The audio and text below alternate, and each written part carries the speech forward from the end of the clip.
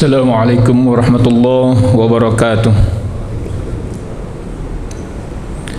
Alhamdulillah, wassalatu wassalamu ala rasulillah wa ala alihi wa sahbihi wa man walah, wa la hawla wa la quwata illa billah.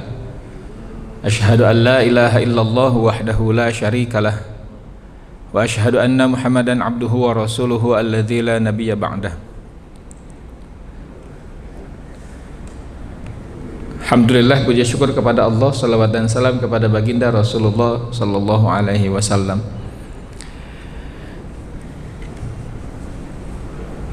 Dalam menjalani kehidupan sebagai seorang muslim yang petunjuk teknis dan pelaksanaannya sudah Allah sampaikan, sudah Allah berikan. Kata Allah Subhanahu wa taala, a'udzubillahi minasyaitonir rajim, laqad kana lakum fi rasulillahi uswatun hasanah. Sungguh telah ada bagi kalian dalam diri Rasulullah itu uswatun hasanah, contoh atau suri tauladan yang baik. Mengkaji, mempelajari sirah itu sama dengan belajar untuk hidup lebih baik. Karena apa yang dijalani oleh Nabi Shallallahu Alaihi Wasallam baik dari sebelum maupun apalagi sesudah, ya, baik sesudah mungkin, baik sesudah beliau diangkat menjadi Nabi, termasuk juga beliau sebelum diangkat menjadi Nabi. Dalam kehidupan Nabi Shallallahu Alaihi Wasallam yang sudah kita bahas di dua pertemuan sebelumnya mengenai sosok Muhammad bin Abdullah sebelum beliau diangkat menjadi Rasul dan menjelang masa-masa kedewasaannya, Nabi Shallallahu Alaihi Wasallam ditempa, dididik, ya, dari mulai usia 8 tahun. Bayangkan, usia 8 tahun sudah dididik menjadi seorang yang mandiri. Usia 8 tahun sampai dengan 12 tahun, 4 tahun kurang lebih. Apa pendidikannya? Mengembalakan kambing. Dan ini menjadi sunnah para nabi. Dalam hadis diriwayatkan oleh Imam Bukhari, hadirin rahimakumullah, kata beliau, kata Nabi sallallahu alaihi wasallam, "Ma min nabiyyin illa ra'al ghanam." Tidak ada satu nabi pun kecuali dia pernah mengembalakan kambing. Sahabat bertanya, "Wa anta ya Rasulullah?" Engkau juga ya Rasul? Karena memang tidak semua sahabat tahu tentang basic atau masa lalu Nabi, terutama orang-orang yang hidup di Madinah. Tidak tahu bagaimana Nabi di masa kecilnya. Kata Nabi, "Wa ana." Begitu juga saya. Dan kemarin sudah dibahas kenapa harus mengembalakan kambing. Padahal hewan khas padang pasir itu onta. Kenapa, Pak? Ada yang masih ingat?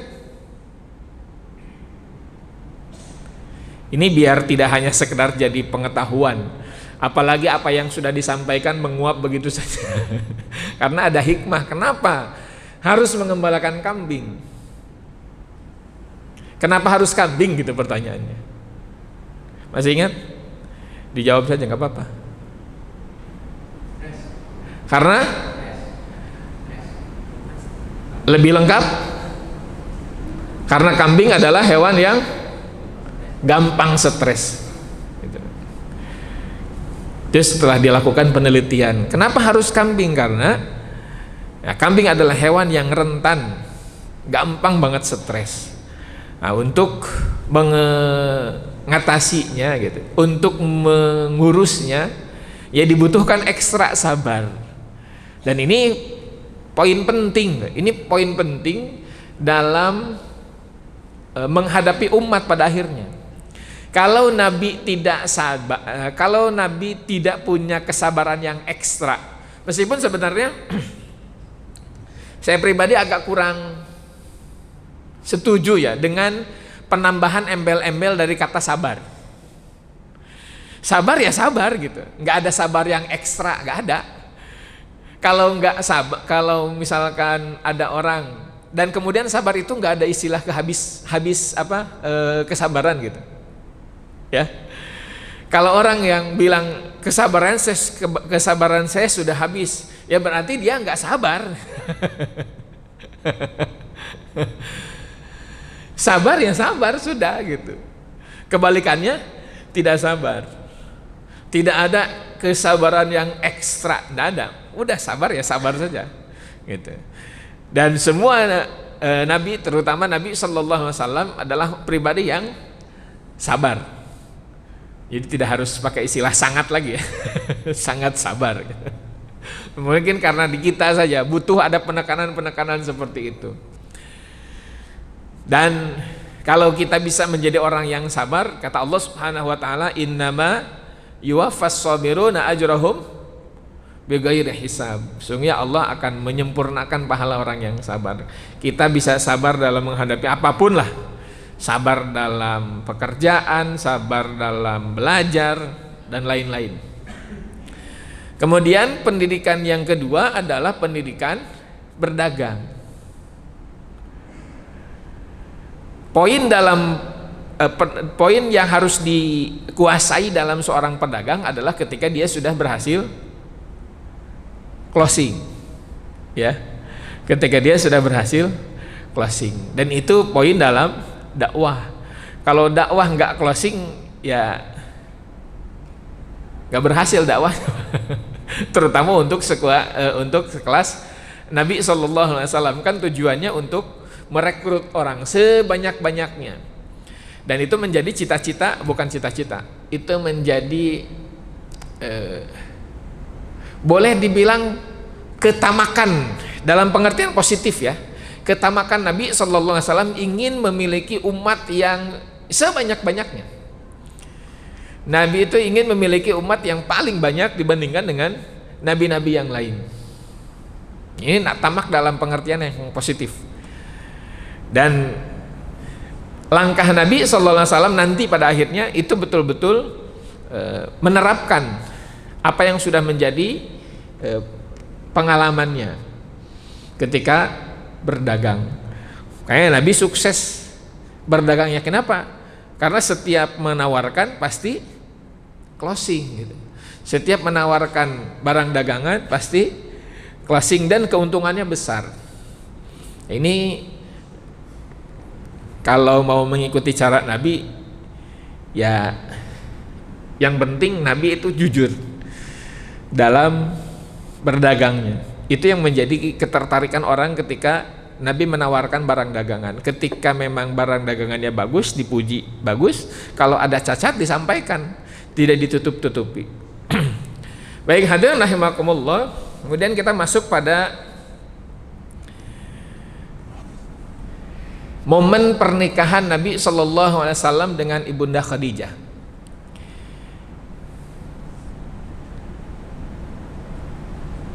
Ya, kita juga akan membahas bagaimana pribadi seorang Khadijah yang kemudian punya gelar Al-Kubro, ya, masyhur dengan kebaikan dan ketinggian akhlaknya dan lain-lain lah. Ini dari sisi nasab. Dari mulai Kilab punya anak namanya Qusay. Qusay punya anak Abdul Manaf dan Abdul Uzza. Abdul Manaf dan Abdul Uzza. Ini anaknya Qusay. Ke bawahnya, ya, kalau Abdul Manaf punya anak Hashim, Hashim punya anak Abdul Muthalib, Abdul Muthalib punya anak Abdullah, Abdullah punya anak Muhammad, Nabi SAW. Ini dari sisi nasab. Kalau Khadijah, ya Khadijah binti Khuwailid bin Asad bin Abdul Uzza bin Qusay bin Kilab, sama. Jadi nasabnya nyambungnya di Qusay bin Kilab. Jadi ya boleh dibilang Khadijah dengan Nabi ini ya sepupu jauh lah Pak ya. Sepupunya jauh. Kalau Nabi ke Qusay bin Kilab itu apa? Bapak, kakek, buyut, atasnya buyut apa Pak? Di kita agak susah. Kalau di daerah biasanya ada tuh, di Sunda, di Jawa ada sampai ke udeg-udeg bahasanya. Kalau di di Sunda ada istilah janggawareng, kait siwur. Ada di sini yang orang daerah tapi tahu gitu Pak. Nasab bapak tahu sampai mana Pak? Sampai kakek doang paling ya. Mentok buyut lah. Mentok di buyut. Itu pun jarang Pak, yang tahu kakek buyutnya. Paling biasanya di kakek mentoknya. Apalagi sampai ke atasnya. Beda dengan tradisi orang Arab. Orang Arab itu sangat menjaga nasab, sangat menjaga nasab. Makanya sampai sekarang ada istilah para habib, ya, karena memang mereka bisa melacak nasab mereka betul-betul nyampe ke Nabi itu betulan gitu, beneran. Karena memang di sana itulah kehormatan mereka, martabat mereka itu terletak di nasab. Kalau Bapak pernah dengar kisah sahabat Nabi yang bernama Julaibib, pernah dengar Pak? Julaibib ini diasingkan Pak, di tengah-tengah masyarakat, bahkan di tengah-tengah sahabat sekalipun. Bapak bisa buka lah kalau mau tahu kisahnya. Julaibib diasingkan, kenapa? Nggak jelas nasabnya. Julaibib bin siapa nggak jelas. Seorang Bilal bin Rabah, meskipun dia budak tapi masih dihargai, masih dihormati. Kenapa? Jelas bapaknya siapa, nasabnya siapa, jelas. Tapi Julaibib nggak jelas siapa-siapanya gitu. Salman Al-Farisi, meskipun beliau seorang pengembara dari Persia, jelas dari namanya Persia, tapi masih jelas nasabnya. Ketika ditanya bin siapa masih bisa menjawab, meskipun dari orang luar, bukan orang Arab lah gitu, bukan orang Mekah ataupun Madinah. Nah, ini kehormatan atau martabat orang-orang Arab. Bahkan Nabi sendiri itu kan bisa dilacak nasabnya. Terlepas dari beliau seorang Nabi, tapi ini merupakan sebuah ciri atau ya kehormatan seorang yang bersuku bangsa Arab. Nabi bisa dilacak, bahkan nasabnya sampai ke Nabi Adam alaihissalam. Nah, hadirin rahimakumullah, jadi ya secara keturunan antara Nabi dengan Ibunda Khadijah itu memang memiliki kekerabatan, meskipun agak jauh ya,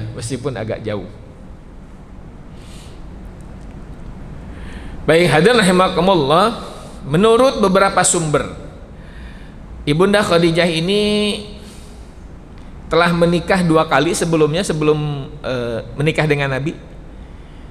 Ya. Yang pertama dengan Atik bin Aid, ya. Kemudian Al-Makhzumi, jelas dari Bani Makhzum.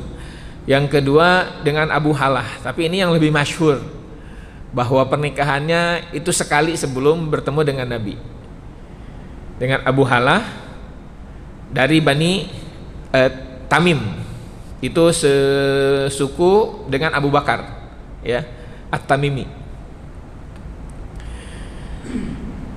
Sebagian ulama ada yang menolak bahwa Ibunda Khadijah itu seorang janda. Ada beberapa yang menolak. Bahkan ada yang menolak, menyebutkan bahwa usianya itu 40 tahun. Kan waktu Nabi menikahi Khadijah, Nabi usia 25, Ibunda Khadijah 40. Alasannya kenapa menolak bahwa Khadijah sudah berumur, karena setelah menikah dengan Nabi, Ibunda Khadijah masih bisa memberikan keturunan. Ya. Sementara dilihat dari produktivitas, masa-masa produktif seorang perempuan untuk mengandung itu kalau sudah 40 itu sudah rentan. Terutama sekarang, wallahu alam kalau dulu ya. Kalau penelitian sekarang jangankan 40, 35 saja sudah rentan. Betul nggak Pak? Perempuan usia 35 mengandung itu sudah rawan gitu, sudah rawan. Beberapa tim medis, tim kedokteran, bidan dan lain-lain itu tidak menyarankan kalau sudah masuk di usia 35, apalagi 40. Nah, ini 40 tahun masih produktif.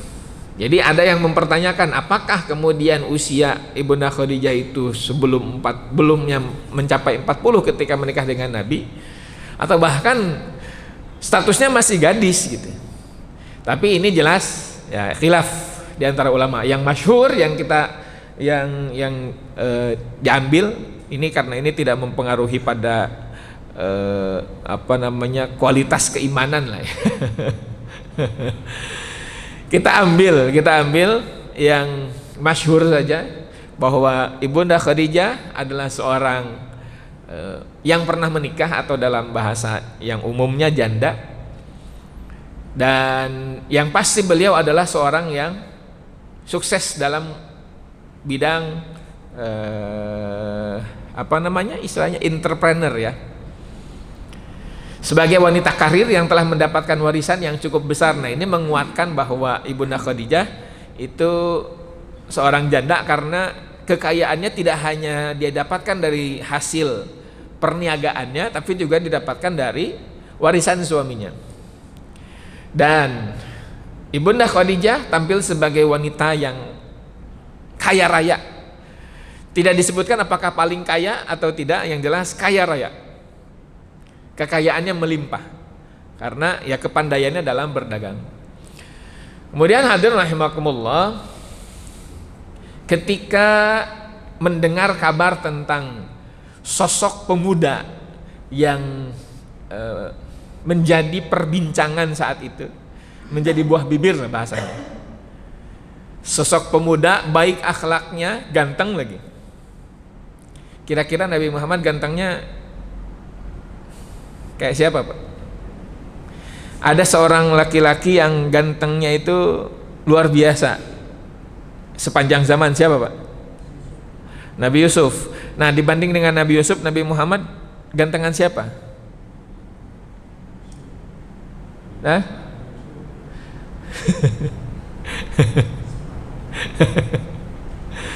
Nabi Muhammad memang kalau tidak bisa dibanding-bandingkan lah ya. Karena Nabi tidak fokus pada hal itu, gitu. Saya secara pribadi, kalau mau tahu tentang ciri-ciri fisik Nabi, boleh dibuka di kitab Al-Wafa yang disusun oleh Ibnul Jauzi. Itu kesempurnaan Nabi Sallallahu Alaihi Wasallam dari sudut pandang fisik, ya, dari sudut pandang fisik. Bahkan ya bagian-bagian tertentu dari tubuh Nabi yang menurut keumuman itu kurang baik, saya sebutkanlah. Ketek Nabi itu putih, Pak. Bapak seganteng apa Bapak berani menyebutkan bahwa ketek saya paling putih di antara yang lain? Kan nggak sampai ke sana sih ukurannya, standarnya. Tapi bahkan ada dalam hadis kan, ketika Nabi sedang sholat, sahabat melihat Nabi mengangkat sikutnya sampai terlihat putih ketiaknya. Jadi putih ketiak, ketek yang putih itu bagian dari sunnah Nabi, Pak. Ya, sunnah dari unsur sifat, ya. Sunnah dari unsur sifat Nabi. Ketiaknya putih bersih, rambut sebahu, itu bagian dari ciri-ciri fisik Nabi. Tidak bisa digambarkan lah ya, tidak bisa digambarkan karena fokus Nabi itu bukan kepada tampilan fisik, tapi pada akhlak. Innama bu'itsu liutammima makarimal akhlak. Sungguhnya aku diutus ini hanya untuk menyempurnakan akhlak. Dalam kesempatan yang lain kata Nabi sallallahu alaihi wasallam, la yanzurullahu ila ajsamikum wala ila suwarikum. Allah tidak akan melihat pada jasadmu, fisikmu, bentuk rupamu. Walakin Allah yanzuru ila qulubikum wa amalikum. Yang Allah lihat itu adalah hati kalian dan amal perbuatan kalian, kata Nabi. Nggak peduli mau dibilang paling jelek menurut versi manusia, nggak peduli, yang penting hatinya, amalnya disukai oleh Allah Subhanahu wa taala. Kemudian dalam rangka klarifikasi berita, benar tidak nih tentang seorang pemuda yang sedang diperbincangkan, sedang hangat-hangatnya menjadi bahan obrolan setiap orang tentang kejujurannya. Itu yang paling utama, ya, tentang kejujurannya, amanahnya. Maka Nabi diminta, ya, oleh Khadijah untuk membawa dagangan ke Syam, ya, dengan diiming-imingi imbalan 2 kali lipat, supaya mau, gitu maksudnya. Ditemani oleh seorang Maisarah. Maisarah ini laki-laki perempuan, Pak? Laki-laki perempuan? Laki-laki, Pak, bukan perempuan. Maisarah ini laki-laki, bukan perempuan. Tahu dari mana? Dalam bahasa Arab, dalam bahasa Inggris juga, kalau mau menyebutkan dia kan ketahuan laki-laki perempuannya. Ya, kalau dalam bahasa Inggris lah, karena yang umum nih. Kalau mau menyebutkan dia berkata, kan ketahuan laki-laki perempuannya. Kalau dia laki-laki, he said. Kalau dia perempuan, she said. Sama, bahasa Arab juga ketahuan laki-laki perempuannya. Dia berkata, bahasa Arabnya laki-laki ini.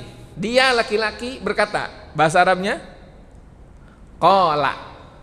Kalau perempuan? Kalau perempuan? Qalat, pakai ta. An Aisyata qalat, an Abi Hurairah qala. Itu membedakannya. Kalau qala laki-laki, kalau qalat perempuan, jenis perempuan minimal. Nah, dalam redaksi kitab-kitab sejarah, ketika Maisarah ditanya tentang untuk menjelaskan Muhammad, disebutkan wa qala Maisarah. Berarti laki-laki perempuan? Laki-laki. Kok Maisarah namanya? Ya bebas, namanya juga nama, nggak bisa mempertanyakan kenapa. Jadi kok di kita, nah paling pertanyaan di kita, kenapa jadi perempuan gitu. Memang ini kalau yang belajar bahasa Arab, biasanya kalau ada tak bulat, ya, tak bulat itu memang jenis perempuan, Pak. Kalau dari unsur kalimat. Tapi nama yang ada tak bulatnya, disebutnya tak marbutoh, itu tidak selalu perempuan. Dalam bahasa Arab banyak, Pak. Ada Huzaifah, ada Hamzah, ada Tolhah. Siapa lagi? Maisarah. Nah, Maisarah. Saya punya bibi Maisarah itu, Maisarah 2. Di kampung saya Maisarah itu ada 2, perempuan dua-duanya memang, Pak. Di kita memang ya orang Indonesia Maisarah itu perempuan. Saya dulu sempat punya pikiran kalau punya anak laki-laki mau dinamain Maisarah, Pak. Untuk mengkanter anggapan bahwa Maisarah itu perempuan gitu, biar umum, tapi kasihan juga nanti ke anak kalau anak dijadikan korban, kata jadian coba-coba. Tinggal dikasih penjelasan bebas. Kalau Maimunah iyalah perempuan dari dulu, Maimunah, bahkan istri Nabi ada yang namanya Maimunah. Nah, Maisarah ini laki-laki, karena nggak mungkin, Pak.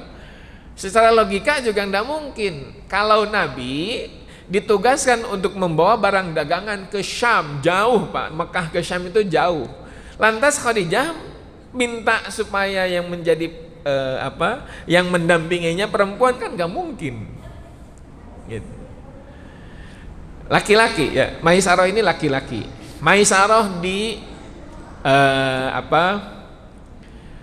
ditanya dan Maisarah menjawab semua yang diperbincangkan oleh orang-orang Mekah saat itu tentang kepribadian Nabi SAW, betapa tingginya akhlak mulia gitu, berbudi luhur, kejujurannya, amanahnya, dan lain-lain lah. Dan begitu mudahnya Nabi mendapatkan simpati, empati. Diceritakan bahkan membawa barang dagangan Khadijah, Nabi membawa keuntungan berlipat-lipat. Padahal Khadijah hanya ingin ngetes saja sebetulnya, nggak peduli masalah keuntungan. Ibunda Khadijah sendiri nggak peduli mau untung mau rugi, nggak peduli. Dia hanya ingin tahu bagaimana kepribadian Muhammad bin Abdullah yang banyak diperbincangkan, dan ternyata malah membawa keuntungan besar. Dan Maisarah mengkonfirmasi bahwa semua informasi-informasi positif ya, karena tidak ada negatifnya. Tidak pernah didapati ada hal yang negatif dari seorang Muhammad bin Abdullah saat itu. Kemudian awan yang senantiasa menaungi Nabi. Jadi sepanjang perjalanan itu senantiasa dinaungi awan. Kemudian bernaung di bawah pohon Nabi. Ada satu pohon yang setiap Nabi itu pasti bernaung di bawah ini. Bahkan pohonnya ada sampai sekarang. Sampai sekarang pohonnya ada. Ya, tapi kalau sekarang yang orang-orang sekarang bernaung di bawah pohon itu ya tidak dipastikan jadi Nabi, bahkan mustahil jadi Nabi karena sudah close ya. Tapi kalau yang semua orang yang bernaung di bawah pohon itu semuanya dipastikan Nabi, ya, ditutup oleh Nabi Muhammad SAW. Setelah itu tidak ada lagi. Baik hadirin rahimakumullah. Kemudian, nah ini ilustrasinya Pak, ini nih pohon Nabi.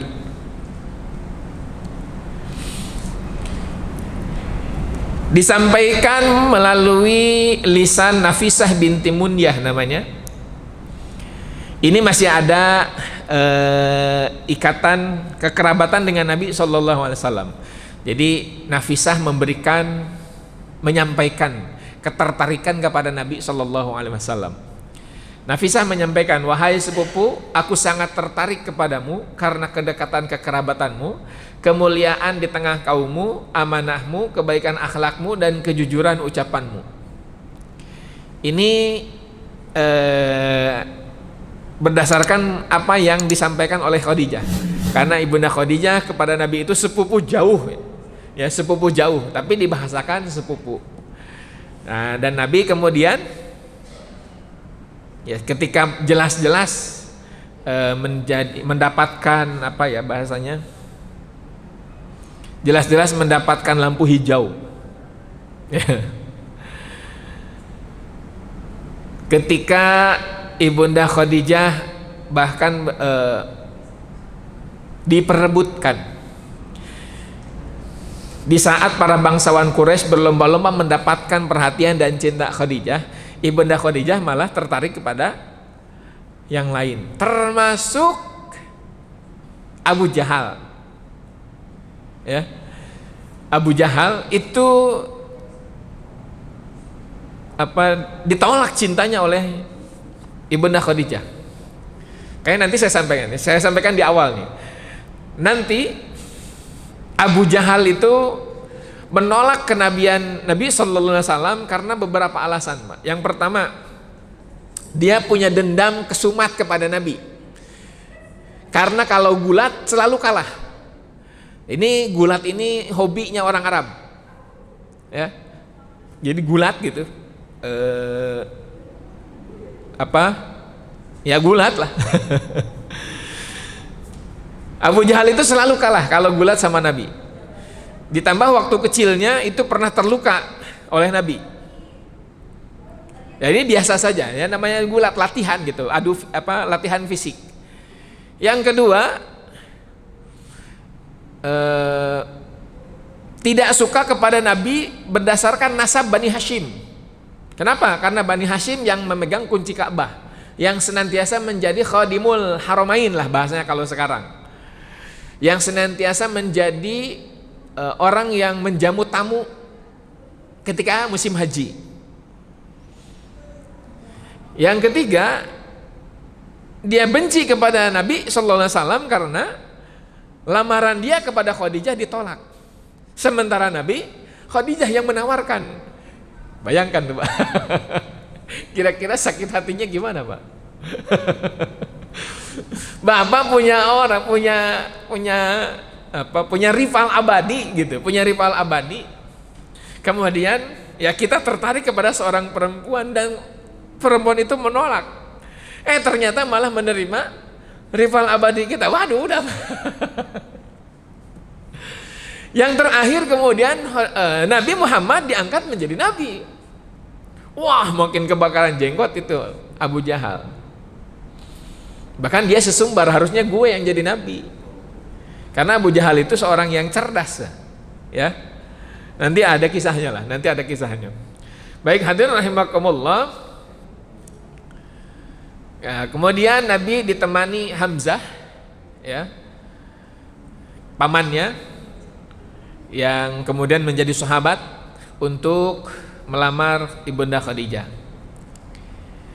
Nabi Sallallahu Alaihi Wasallam pemuda yang jujur, amanah, kepribadiannya baik, keturunan bangsawan juga, ya. Nabi itu keturunan bangsawan, keturunan Abdul Muthalib, pejabat kalau sekarang, Pak. Keturunan bangsawan lah. Kemudian terpandang di kaumnya. Abdul Muthalib pemegang kunci Ka'bah. Sekalipun secara ekonomi tidak sekaya pemuda-pemuda yang lain, tapi Nabi dihormati karena meskipun waktu itu menjadi seorang pengembala, ya, menjadi seorang pengembala, kemudian menjadi seorang pedagang. Menjadi pengembalanya tidak hanya sampai 12 tahun sebetulnya, Pak. Tidak hanya terbatas sampai 12 tahun. Jadi tidak hanya sekedar 4 tahun. Nabi masih kadang-kadang masih, jadi tapi bukan menjadi prioritas utamanya. Kalau di usia 4 sampai 12 fokus hanya mengembala saja. Usia 12 tahun diselingi dengan berdagang. Nah, fokusnya menjadi berdagang. Kadang-kadang masih mengembalakan kambing. Dan mengembalakan kambing ini juga merupakan bagian dari cara beliau supaya tidak tidak terkontaminasi dari sisi pergaulan, supaya tidak terjerumus pada pergaulan bebas lah gitu. Makanya beliau banyak menghabiskan waktunya dengan mengembalakan kambing. Kemudian Ibunda Khadijah juga seorang wanita dewasa, dari segi paras juga cantik luar biasa kalau harus disebutkan, kaya raya juga, bijaksana, iya, peduli dan ikhlas berkorban untuk perjuangan suami pada akhirnya, Pak, setelah diketahui. Dan kemudian pernikahan keduanya merupakan pernikahan, kalau bahasa sekarang istilahnya pernikahan paling epik, ya, pernikahan paling fenomenal. Mungkin dilihat dari sisi umur, perbedaan usia, Pak. Yang perempuan lebih tua 15 tahun. Di kita ada nggak? Ada. Umum nggak maksudnya itu? Di kita umum nggak, Pak? Perempuan lebih tua dibanding laki-laki. Bapak istrinya lebih tua lebih muda, Pak? Lebih tua 1 tahun. Ada yang sampai 5 tahun, 10 tahun? Kalau lebih muda banyak, ya. Ngapain nyari yang tua, mending yang daun muda katanya.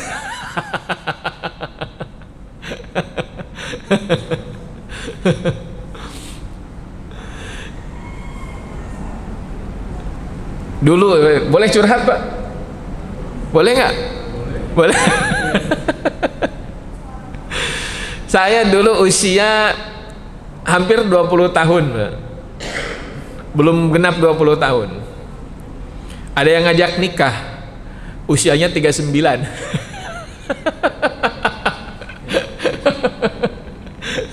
Usia 39. Nggak mau, Pak. Ada yang menawarkan diri gitu, ada yang menawarkan diri, mau nggak nikah sama saya? Usianya waktu itu saya 19, dianya 39. Saya nggak mau. Alasannya ya masih pengen belajar. Nggak usah tanya kelanjutannya Pak, udah. Baik. Nah, hadirin rahimakumullah, dan kemudian yang paling menjadi poinnya adalah bahwa Ibunda Khadijah ternyata mendukung apa yang dilakukan oleh suami. Nanti dalam perjalanannya lah ketahuan, terutama dalam dunia dakwah Nabi. Hadirin rahimakumullah, ada yang menyebutkan bahwa pernikahan antara Nabi Muhammad dengan Ibunda Khadijah itu tidak ada khutbah nikah. Padahal ada rukun nikah dari zaman Nabi Ibrahim sampai sekarang itu sama, ya. Jadi ini syariat yang masih bertahan bahkan dari zaman Nabi Ibrahim, selain haji, ya, selain haji itu salah satunya nikah. Dari mana tahunya? Karena setelah Nabi Muhammad SAW mendapatkan wahyu, tidak disebutkan, tidak ada riwayat Nabi nikah ulang dengan Khadijah. Kesimpulannya, syariat nikah yang dilakukan oleh Nabi SAW atau orang-orang Mekah pada umumnya waktu itu ya sama seperti sekarang. Rukun nikah apa saja Pak? Ada berapa deh? Ada berapa rukun nikah? Rukun nikah ada berapa? Nih yang udah nikah, masa harus diulang nikahnya? Rukun nikah ada berapa? Ada 4. Ada yang lain?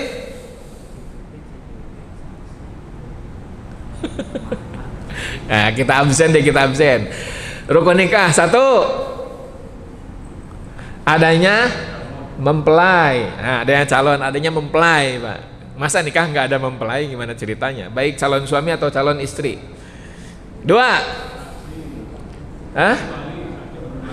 wali dulu, jangan dulu saksi, wali dulu. 3, penghulu. Nggak ada cerita penghulu, mana ada penghulu Pak? Nggak ada penghulu jadi nikah Pak. Saksi, ya gini, ada mempelai, ada wali, ada mahar. Itu yang paling penting dulu Pak, mahar. Nggak ada mahar gimana ceritanya nikah nggak ada mahar Pak? Meskipun kata Nabi walau khotamu hadidin, meskipun cincin dari besi. Nah saksi barulah saksi. Udah 4 nih, tadi Bapak nyebutnya 4, berarti udah nih. Yang lain itu yang paling penting Pak, adanya akad. Itu yang paling penting. Jadi ada berapa? Ada 5. Kayaknya harus diulang bener nih. Itu ya, rukun nikah ada 5 Pak. Adanya mempelai, adanya wali, adanya mahar, adanya saksi, ada akad atau ijab qabul. Itu rukun nikah dari dulu Pak. Nah khutbah nikah itu wali seharusnya yang memberikan, yang biasanya memberikan nasihat pernikahan itu wali. Apakah dari wali perempuan atau wali dari laki-laki? Nah dalam hal ini yang bertindak sebagai pemberi mau'idhah hasanah bahasanya, ya, nasihat pernikahan itu langsung oleh Abu Thalib. Dalam kitab Rahiqul Makhdum, Syekh Safiyur Rahman Al-Mubarakfuri bahkan secara detail, segala puji bagi Allah yang menjadikan kita sebagai keturunan Nabi Ismail, sebagai anak cucu Ma'ad, sebagai keturunan Mudhar, sebagai penjaga Baitullah, pengawal tanah haram, dan tanah ini menjadi tempat ibadah haji yang suci dan aman, dan menjadikan kita hakim bagi manusia. Abu Thalib tahu perannya, tugasnya. Kemudian, ini anak saudaraku, kata Abu Thalib, Muhammad bin Abdullah. Jika ditimbang dengan laki-laki manapun juga, ia lebih berat dari mereka semua kebaikannya, dari segi keutamaannya, kemuliaannya, akalnya, kedermawanannya, kebijaksanaannya. Meskipun hartanya sedikit, namun harta itu adalah bayang-bayang yang akan hilang dan sesuatu yang cepat perginya, serta merupakan pinjaman yang akan dikembalikan. Mantap nih. Kemudian dia ini, demi Allah, kata Abu Thalib, telah ada kabar baik tentangnya dan dia memiliki kedudukan yang mulia di tengah masyarakat, di tengah kaumnya. Ia menyukai Khadijah binti Khuwailid, begitu juga sebaliknya. Dan mahar apa yang kalian sukai, saya yang akan menanggungnya, kata Abu Thalib. Apa yang disampaikan ini bukan pujian, ya, bukan pujian, bukan, tidak melebih-lebihkan, tidak menghiperbola, tapi memang fakta. Dan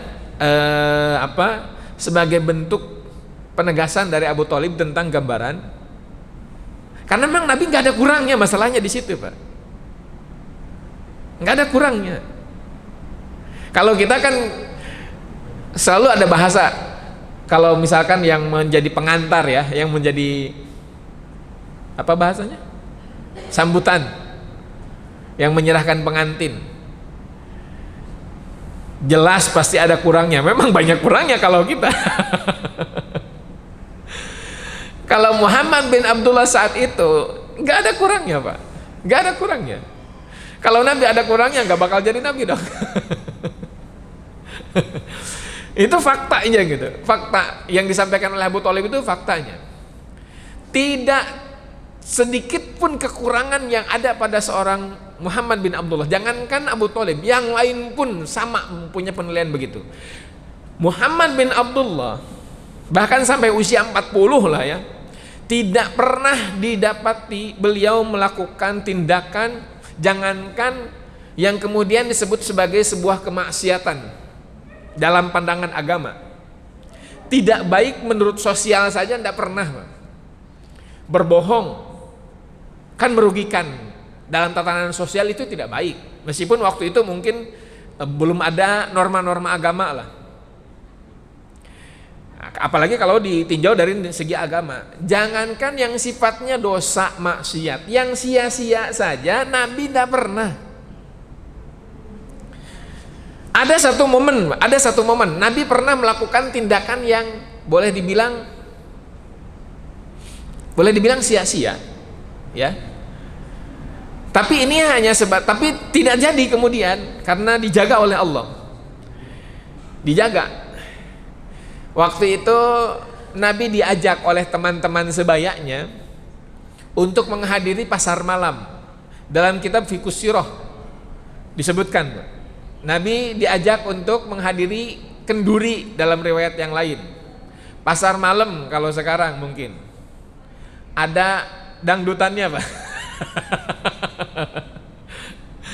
ada pesta lah gitu, ada kenduri, ada pasar malam yang jelas-jelas itu, ya, kalau ke sana mau ngapain gitu. Lebih banyak unsur-unsur sia-sianya gitu. Dari manfaatnya ada, madaratnya lebih banyak gitu. Tapi kemudian dijaga oleh Allah. Jadi katakanlah begini, dalam kitab Fiqhus Sirah disebutkan begini, mereka berangkat tapi sampai di tempat, sampai di lokasi, Nabi tidur, atau lebih tepatnya dibuat tidur oleh Allah. Jadi begitu selesai acara, ketika yang lain sibuk mungkin, ya, gimana tadi, asik ya, cantik ya, artisnya suaranya bagus ya, Nabi ditanya, Muhammad gimana tadi? Nggak tahu, orang tadi saya tidur, katanya gitu. Jadi tidak tahu tuh momen hal itu yang mungkin bisa merusak, ya, kepribadian seorang calon nabi. Jadi marwahnya, kehormatannya dijaga. Dan ketika kemudian di lain kesempatan Nabi diajak untuk melakukan tindakan tindakan yang sia-sia lagi, apalagi yang jelas-jelas tidak boleh dalam tatanan hukum sosial, maka Nabi akan dengan tegas mengatakan, aku diciptakan tidak untuk melakukan itu. Ini jawaban yang diplomatis luar biasa, Pak. Jadi menolak. Dan orang yang kan kita terkadang merasa tidak enak untuk nolak karena bingung jawabnya gimana, betul nggak? Tapi dengan tegas Nabi mengatakan, aku diciptakan tidak untuk melakukan itu. Katakanlah kalau sekarang ada yang ngajak karaoke, Pak. Apa misalkan, karaoke yuk, nonton yuk, apalah gitu. Aduh, mau nolak nggak enak. Mau ikut, masa ikut gitu. Nah, Nabi bisa menjawab, aku diciptakan tidak untuk melakukan hal itu. Mungkin waktu itu teman-temannya atau lingkungan bertanya, emang ente diciptakan buat apa? Yang pokoknya bukan buat itulah gitu. Dan akhirnya di usia 40 terjawab, kenapa seorang Muhammad bin Abdullah diciptakan? Ya untuk menjadi nabi, untuk menjalankan tugas-tugas yang nanti akan kita bahas. Pertanyaannya kita sekarang, kita diciptakan untuk apa, Pak? Untuk menyembah Allah. Lebih jauh? Betul, wa ma khalaqtul jinna wal insa illa liya'budun. Kita diciptakan semata-mata untuk beribadah kepada Allah. Ada hal-hal yang itu, hal-hal yang lain jelas. Sebagai seorang suami jelas punya tugas, betul, dalam rumah tangga. Sebagai seorang bapak jelas punya tugas, betul, di tengah-tengah masyarakat. Sebagai warga, sebagai RT, sebagai sekretaris RT mungkin punya tugas. Dalam hal yang lebih jauh di lingkungan pekerjaan kita punya tugas. Itulah yang harus kita jalankan. Tapi jangan lupa kemudian tugas yang paling utama, tugas kita adalah sebagai seorang muslim. Jadi apapun tugas yang ada di hadapan kita, jangan kemudian dilepaskan dari embel-embel atau identitas sebagai seorang muslim. Ada tawaran-tawaran yang lain di luar tugas, apalagi tugas-tugas menyimpang, jadikan sebagai bahan pertimbangan. Apakah seorang muslim boleh melakukan ini? Apakah seorang muslim layak melakukan ini? Itu mudah-mudahan jadi tadzkirah bagi kita semua. Ini belum sampai ini pada baru sedikit. Ada pertanyaan, Pak? Silakan. Kalau ada. Jam 1 sih. Mau dilanjut? Mau lanjut sampai maghrib, ayo. Tidak, nggak ada, cukup ya. Mohon maaf nih terlalu asik. Kalau mau bahas Nabi ya nggak cukup. Kita lanjutkan nanti, kita bahas ini mahar yang diberikan oleh Nabi. Ya. Insya Allah di pertemuan berikutnya pekan depan, ya, setiap Kamis pertama dan kedua. Pertemuan kita insya Allah kita bahas alasan buat apa ya, kepantasan pernikahan Nabi Sallallahu Alaihi Wasallam dengan Ibunda Khadijah. Nanti kita akan bahas syarat seseorang layak menikah, ya. Kapan?